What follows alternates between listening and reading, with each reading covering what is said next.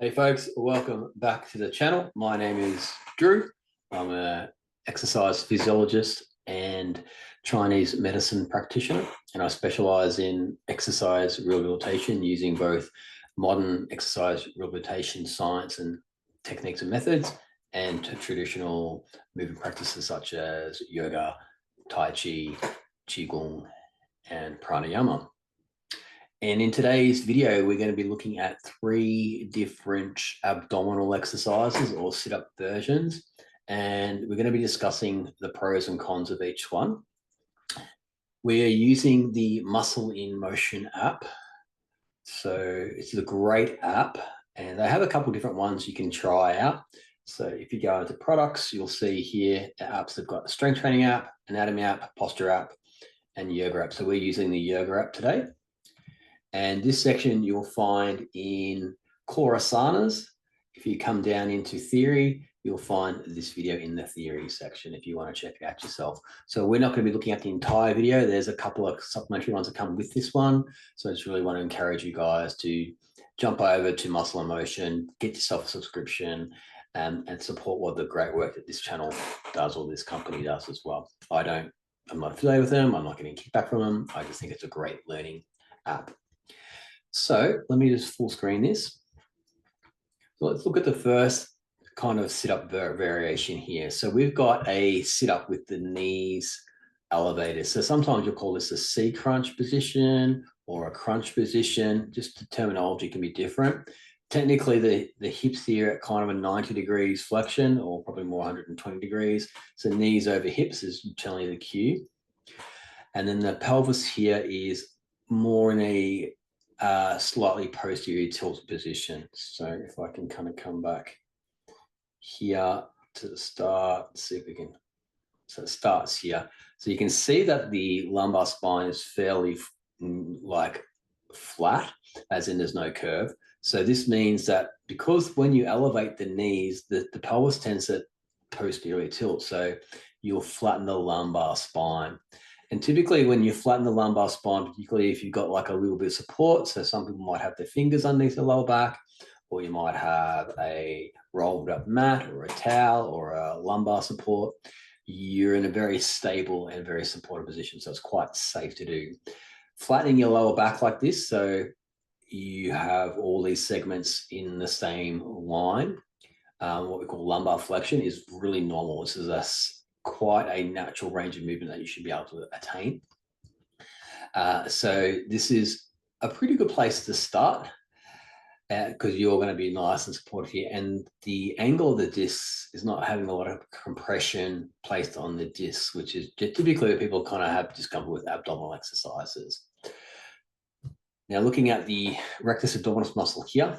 So it's attaching on the ribs. So you can see here's probably around about rib. What do we got there? 1, 2, 3, 4, 5, 6, 7. So this kind of middle section of the thoracic cage here, ribs kind of 5, 6, 7, roughly around that region. Your ab muscles are directly attaching onto that part of the rib cage, and it's coming down and it's going to attach onto the pubic symphysis here on the pelvis. Now, when your hips are up in this position here, posterior tilted, and the back is flat, the hips can't go any further. So they're in their end range of movement. You kind of can't really move that any further. So most of the movement is going to come through the thoracic region here. So when the sit-up happens, the abdominals are going to be contracting and pulling down this way, which is going to lift the torso, the rib cage, off the ground. So we can have a look at that there. So we're into this crunch position here. So we've got a fully shortened abdominal musculature. And then here, the lumbar spine goes into a bit more flexion. And you can see the angles here of the discs have changed shape. They're a bit more of a wedge shape. So you can imagine if you've got a disc injury, you might have a posterior bulge. So maybe it's in this kind of level here. So this would be L4, this would be L5. So L4, 5, disc protrusion or a disc bulge or a disc herniation.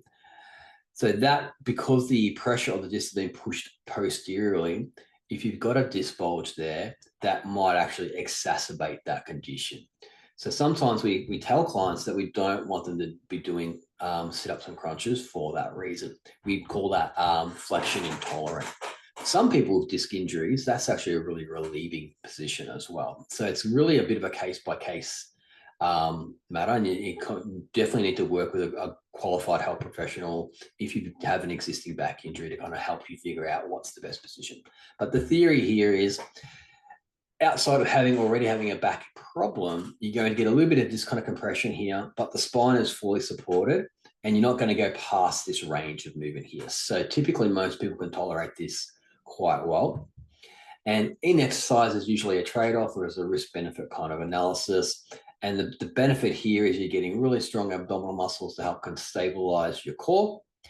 You will get a lower back stretch here as well. So in reciprocal inhibition, when you contract the abdominal muscles, the antagonist or opposite muscle, which will be in the lower back extensors, are neurologically relaxed. So then they stretch out. So doing sit-ups is actually a good way of stretching your lower back if it's done correctly.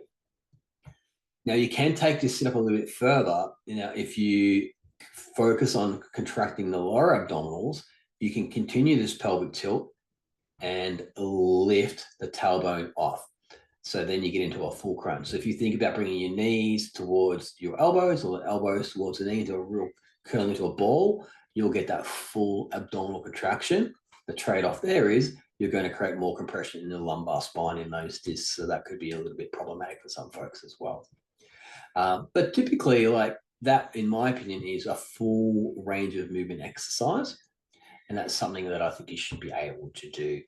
I think it's something to work toward. Again, if you don't have any back problems, develop the range of movement, the function, and the control. And then it's a kind of question of how many reps, how often, etc. So the volume of the program, and that's going to depend on your goals. But if you're just talking about a functional spine and for enough abdominal strength to kind of like lift your legs, lift your pelvis, control your pelvis. If you can do like 3 sets of 5, knees to elbow type crunch, your lower back feels fine. There's no ickiness there. You have good control.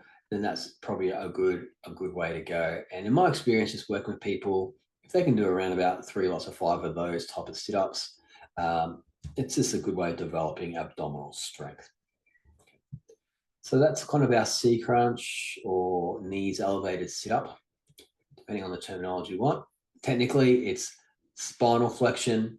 Okay, the pelvis is in a full posterior tilt. The lumbar spine is in full flexion, and most of the lifting is coming from the torso here as well.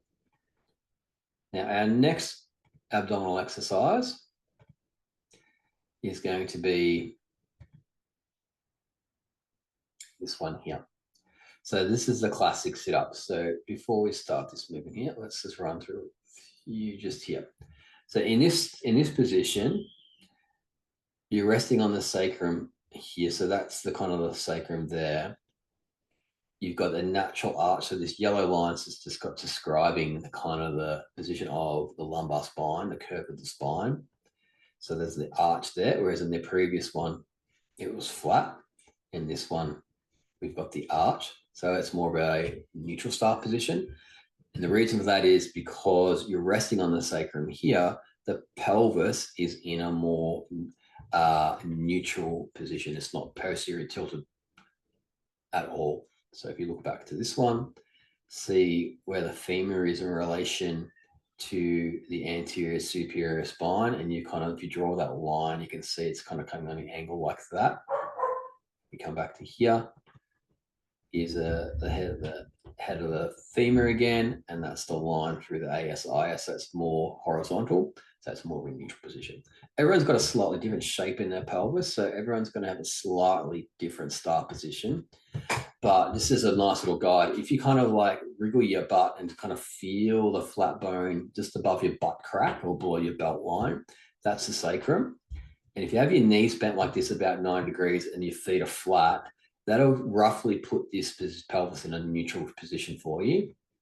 And then if you lie back down with your head, base of your skull, the occiput resting on the floor and the shoulder blades resting on the floor, you'll establish that neutral cervical lordosis, so the cervical curve, and then you'll establish this curve here as well.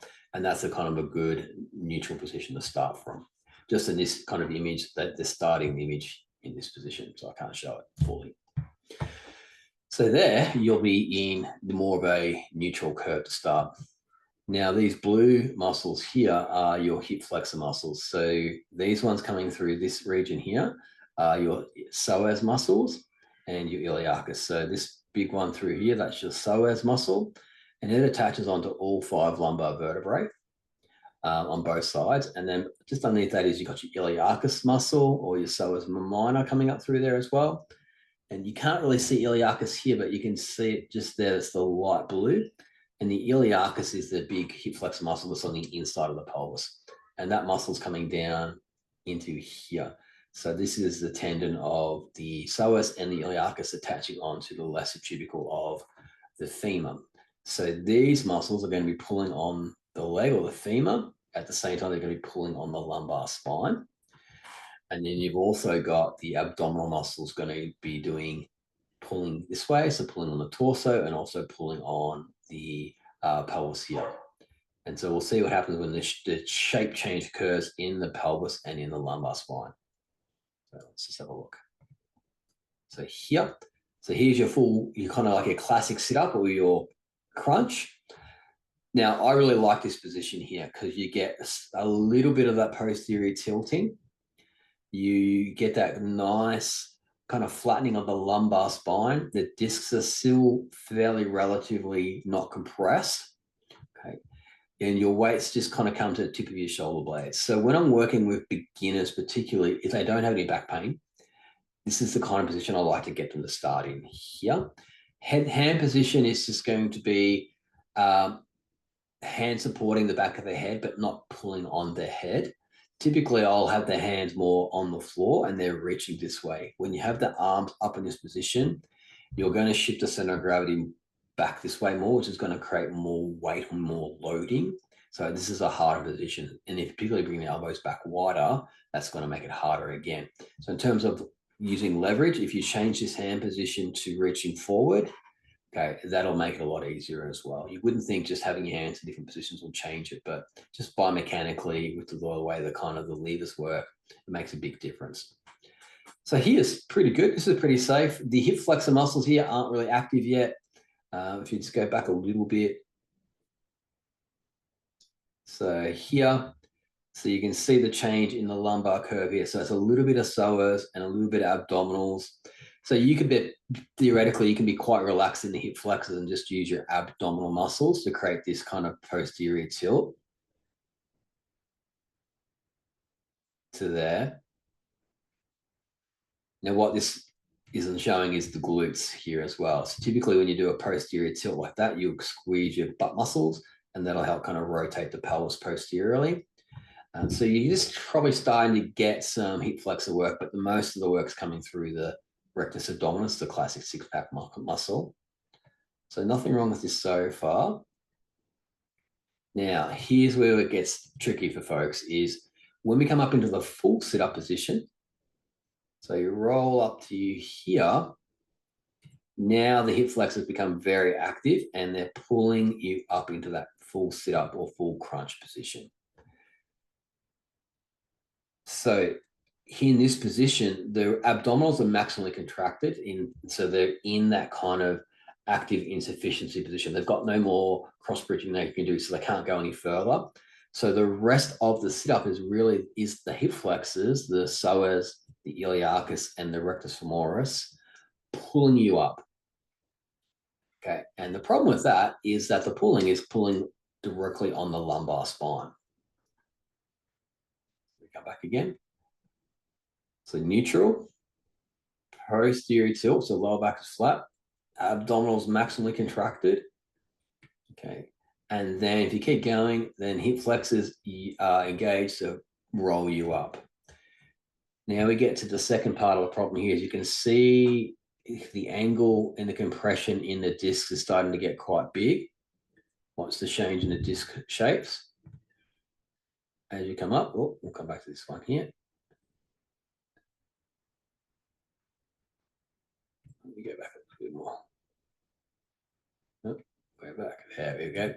So now we're getting more loading into this segment through here. So if you do have that lower back problem, the wedging that's going to occur here, because the lumbar sections are in full flexion, so that kind of wedging is going to really happen. And so that's going to press or compress the disc posteriorly. So if you're susceptible to a disc injury, or if you've already got a disc problem, that's going to potentially exacerbate that or make it worse. And theoretically as well, if you keep doing these type of sit-ups, over time, you can weaken those structures, and usually takes thousands and thousands of repetitions. But after those repetitions, there might be a micro weakness that occur in the disc, and that micro weakness over time can lead to a disc injury or disc pathology. Now, in my opinion, that's only really the case if all you do is this kind of sit up and you're not doing anything else. Now, if you're doing exercises to balance it out, so you're doing a lot of back work, a lot of back extension work, so that you're working both the front and the back, okay, so you've got an equal balance between two, then that's how you build up a really healthy and robust spine. Okay, so there's a balance. But if you're just working these strong anterior hip flexion movements, okay, which does put a lot of loading into your lumbar spine, that can create problems for folks as well. So something to be aware of. Also, too, this is how you get up off the floor. So if you're in bed and you go to sit up, this is kind of what you're going to do. You're going to like roll yourself up into this kind of tuck ball position. So it's a really normal way of actually getting up. So what I call a functional movement. Now, when you get up in the morning, you do maybe one or two of these a day. Naturally, you're not doing hundreds of them or thousands of them. So we've got to put that in perspective as well. But you should be able to roll up into this kind of position as being able to access your normal bodily movement. So it's something to think about here. Also, one of the best ways to have a really strong, healthy lower back is to strengthen these hip flexor muscles, okay, which is probably a video for another day.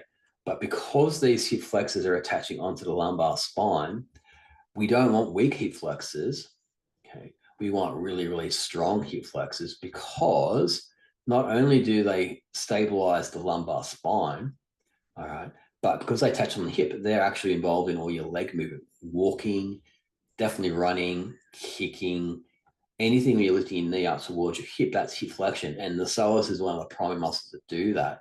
You want that muscle really, really, really, really strong to do. Now, the problem is that if you don't do the right kind of sequence of abdominal exercise and lower back exercise, if you just strengthen that hip flexor muscle, you create a short and tight hip flexor muscle, and it pulls more tension onto the lower back. And then it can create an anterior tilt or a torque or a tension into your lumbar spine, and that can kind of create problems as well. So like everything, there's a balance to it, which we need to kind of work into.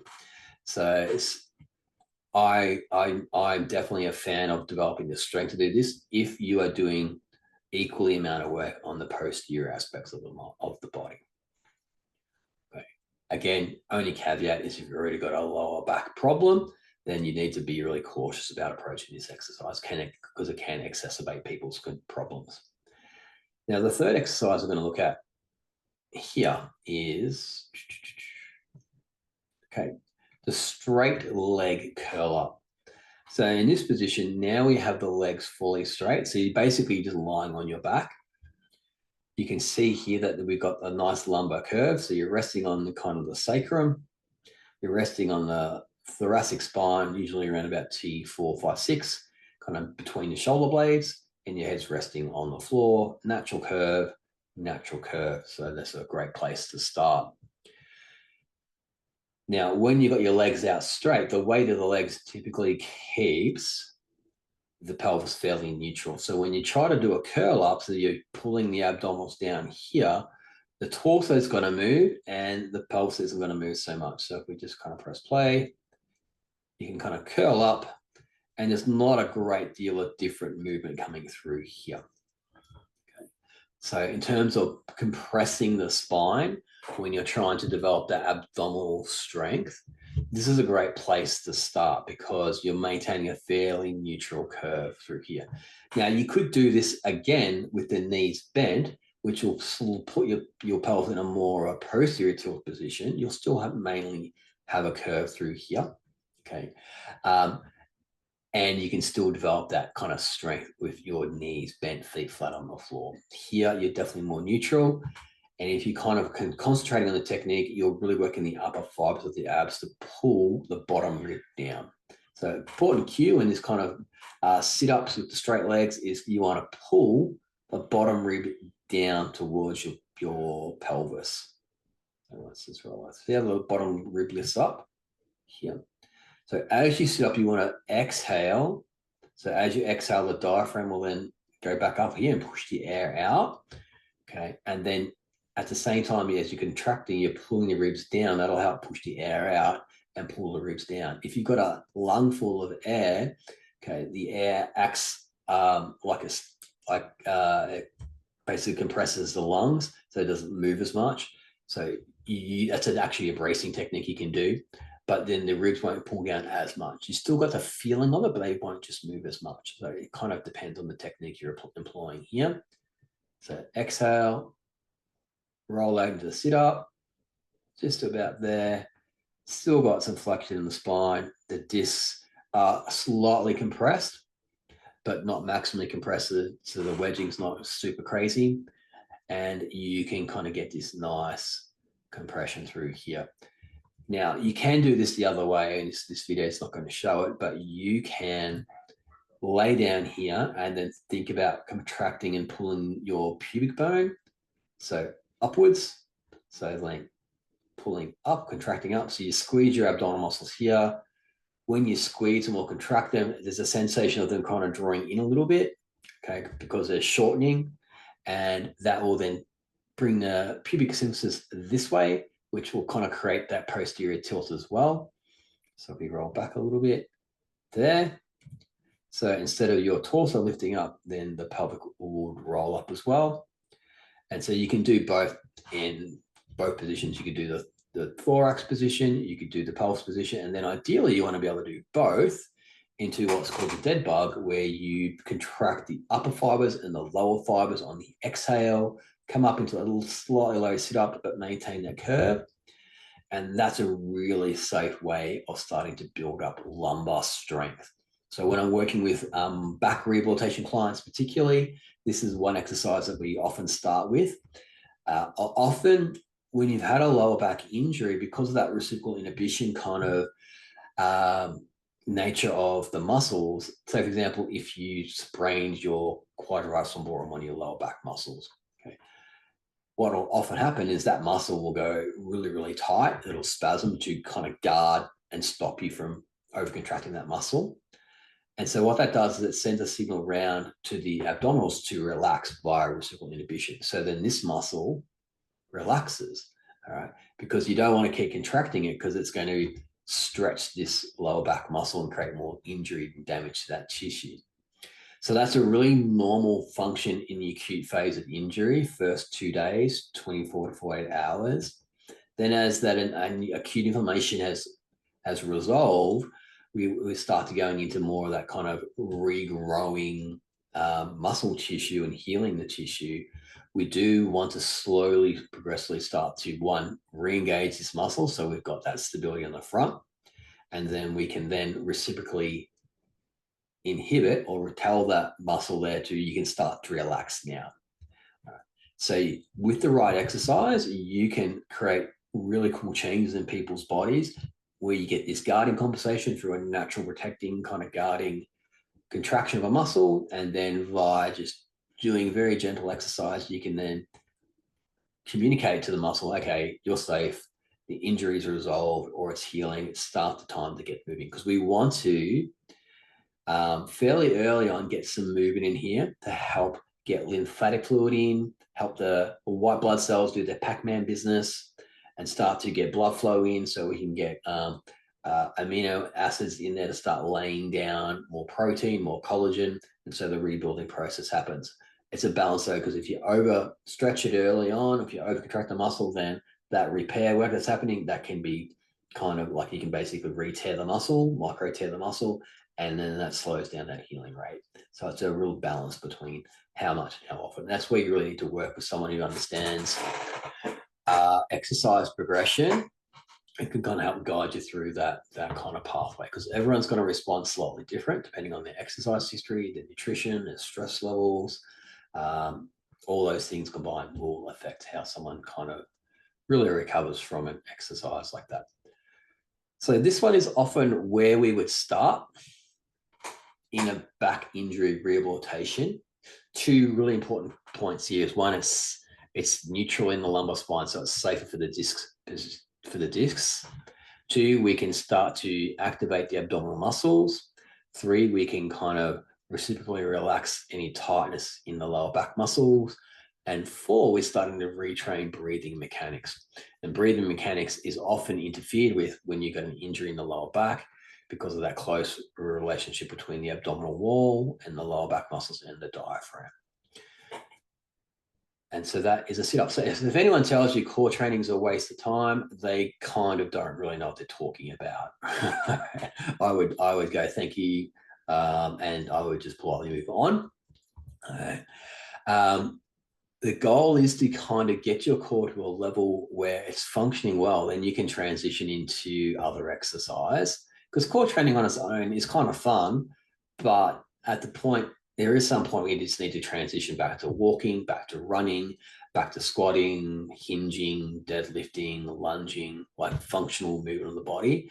And then once you get to that level, like if you're doing kettlebell work or dumbbell or barbell work, the core training is just intrinsically built into it. So you don't really need to be doing lots of ab work if you're doing really good functional strength training with those implements, because you will get the core training. But if you haven't trained your core before, if you've had a history of injury, you may need to retrain it, get those muscles working properly, get them activated, get them restored back to their original function, and then you are off to the races and you can do the things you like to do. Okay, guys, so that's the video today on the 3 different core exercises. Hope you found that helpful. If you have any questions, please drop them down in the comments below. I love answering your questions. And of course, if you like what I'm doing and you want to share the information, give it a like and give it a share so we can kind of help spread the knowledge. Okay. Wherever you are, having a great day. Stay humble, keep learning, and we'll see you in the next video. Cheers.